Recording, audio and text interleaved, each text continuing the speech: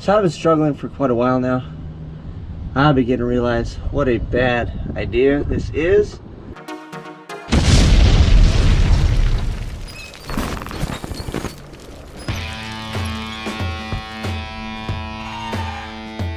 What is up, everybody? My name is Dane Thompson. Welcome back to another episode of Burndown. So today, on this episode, what we're going to do is I need to adjust the fuel system in the Maliboom before we obviously do several other upgrades, turn the thing up, drag it out to LS Fest, and have a little grudge race and a Hail Mary pass to see how we go. So before then, I have a -6 fuel system in it. I put all that stuff in it like in the middle of the night, laying in the same gravel that I'm gonna have to land to do it again for zip tie drags when I did the initial LS swap. So all I did was I ran one new line, a -6 line, and the original fuel line that's in the car, I cleaned it out and I used that as a return. So now what we're gonna do is I'm gonna use the -6 feed that I have in the car as my return, and I'm gonna pull a brand new -8 line, and then I'll probably just pull the original line out of the car. We'll see how we go, because that stuff's kind of a pain in the butt, but maybe I don't want to cut it, it's full of fuel anyway.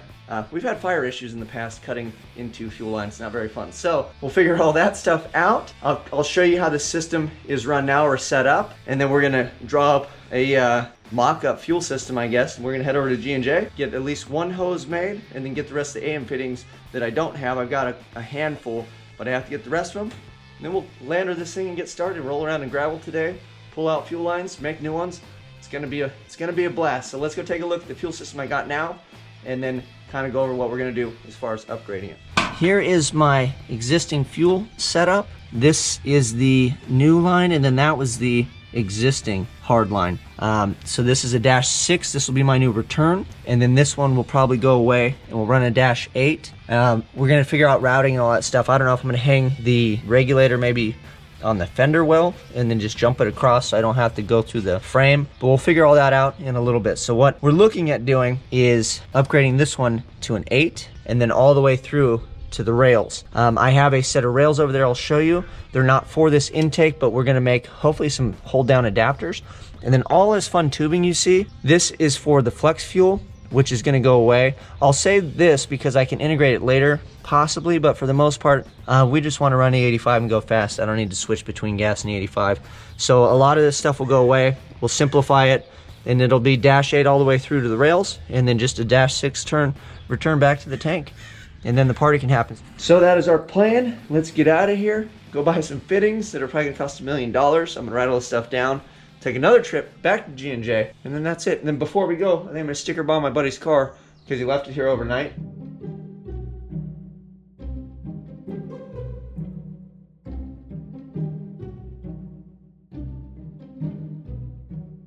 All right, so we made it back from G&J with a sack full of fittings and hopefully everything necessary to complete my fuel system setup. Let's go see what the boss was doing while I was away. You can sleep on the job. Hey, come here, look it. I got some fuel fittings in the fuel rail. Look it. You don't want to see this? It's lunchtime, it's break time, got it. It is a new day. I finally got all my fuel system stuff ready to go, and I finally have time to actually touch the car. So what we're gonna do is try to take all the old stuff out right now, see how far we can get with that, and if we can get that out, we'll start putting the new stuff in.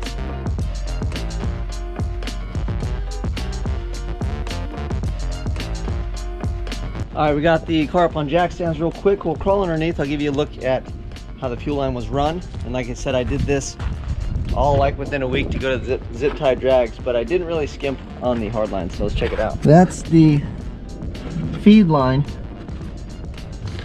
and this is the original I'm using for the return. So we're gonna pull this out today and then put a -8 in. So this is the tricky part. It runs through the frame, and I damn near gave up on this when I was doing it because it was such a pain in the ass, but I didn't. And now we're gonna pull this out, and then I'm gonna figure out what we're gonna do with the -8, because I don't think the -8's gonna go through here. If it does, it's not gonna be friendly at all. So we'll pull this out and then we'll make executive decisions. We'll see what kind of drama we get ourselves into. All right, I made an executive decision. We're just gonna leave the old line in place because I don't want to waste time pulling it out because I don't really care that much.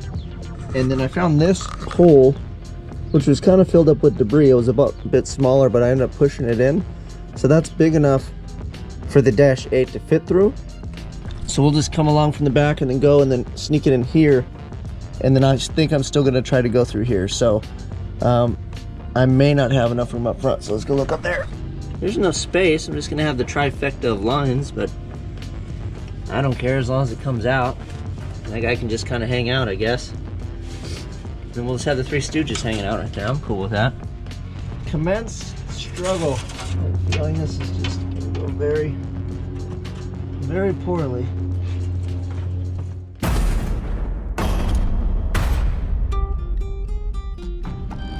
So I've been struggling for quite a while now. I'll begin to realize what a bad idea this is. Although I've made headway. So there's light at the end of the tunnel. Now I can't quit because I'm so damn close, kinda. Let me show you where we're at before I'm not gonna give up. I feel like giving up. Let me show you. At least then I can get excited again. And so, way back in there, see that little yellow guy?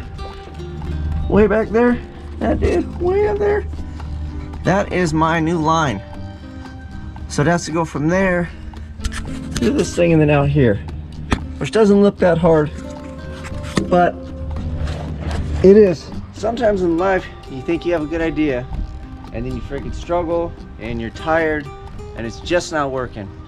But Goonies never say die. That's right. I got it done, and my hand hurts, and I'm very tired, but you know what? That's how you make it happen, baby. So, let me show you real quick. We got to snake through that frame rail portion.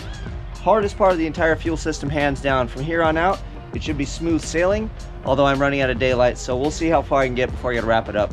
And check this bad boy out. Bam, baby! Dash 8. Although I have no idea how I'm gonna get all the rest of the tape off. I'll pull this thing out. So yeah, there's enough there that I should be able to work with the flare tool. It will be tight quarters, but as long as I can get a coupler on there and flare it, we are good. Okay, here's where we ended up stopping it. And then I left it long. I put tape on it so when I ran it through, I didn't get any dirt on it. But we have this section here. The reason I passed it, it would not fit through there with a nut and a sleeve. So it has to be on this side, because if I made the new line and cut this here, that new line wouldn't go through right here.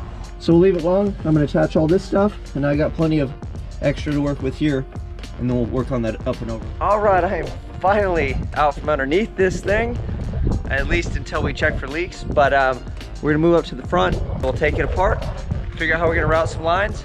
We're gonna crack on that.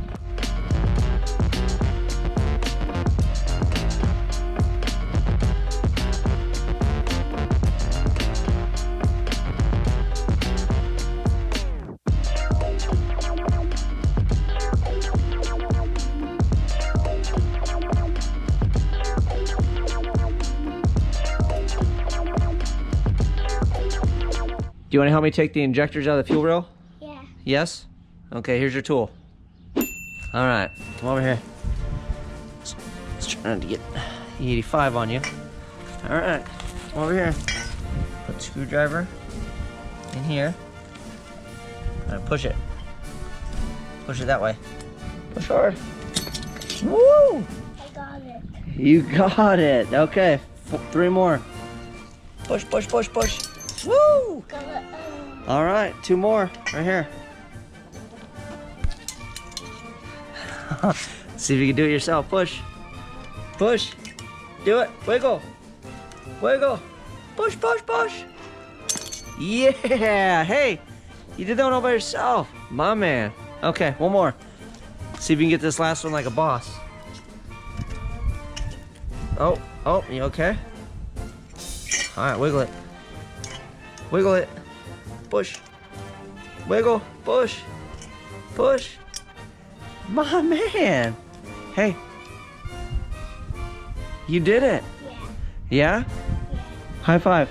I'm gonna get back to work. Good job, dude. Thank you very much. I couldn't do that without you.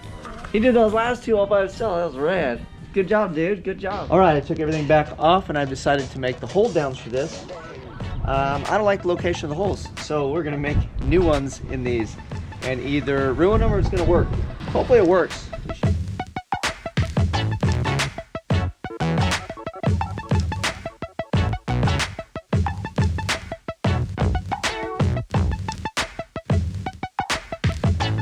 way too much struggling. I actually drilled my finger with the 1/8 inch drill bit, which was pretty awesome. I finally got the fuel rail hold downs complete. Now we can get on to bending hard lines. So they're in place. And then the way that I designed them, they're on these little standoffs, and I can shave them down a little bit to push the injectors down a little bit harder if need be, because I've already had that issue with them actually leaking under boost. So it's in there, it's just a little standoff, and then it's actually the supplied bracket that they came with. Here and there and there. And then I just drilled new holes. So here's the hole you're supposed to have. That's the one that I made, and that's the one that I made, so that's one you're supposed to have. So there you go, they are mounted. Let's start on that. I think what I want to do first is make some of these lines before I get down there and struggle and flare that. I'd like to make some progress. All right, well, we've got our first piece of the pretzel. And what I was trying initially to do was just to come out of here and come up and then back into here. But because, see how wide this bend is, the radius on that? The distance here, if I looped it up, it was right next to this. So if I tried to loop it up and then back down, it would just be this big old hanging thing. So this was honestly like the cleanest, easiest way to do it, which wasn't very easy. And it clears everything. There's room everywhere. And then I should have room to sneak that underneath and through down to there, which is a pain in the ass. And then this should just go into there. So this will feed it. This should jump into there around the back. And then the bottom of this will feed that. All right, well, the day is basically coming to a close. I had a few more things I had to take care of. It keeps pulling me off of the car. I'm probably gonna come back out here when it's dark. It's kind of crappy to try to film in the dark, and it's not really worth it anyway. So you guys get the gist. You know where it's gonna end up. In the next episode, when we move on to do whatever else, I will cover the fuel once again, just show you where the dust settled. But basically, I only have a couple more hard lines to bend. That big pretzel one was really the hard one. I've got a 90 and then the U that goes around to feed the deadhead. So nothing terribly special, but I'll show you how it turned out next time on Burndown. So thank you guys for watching. Consider subscribing. Click the bell. I'm out.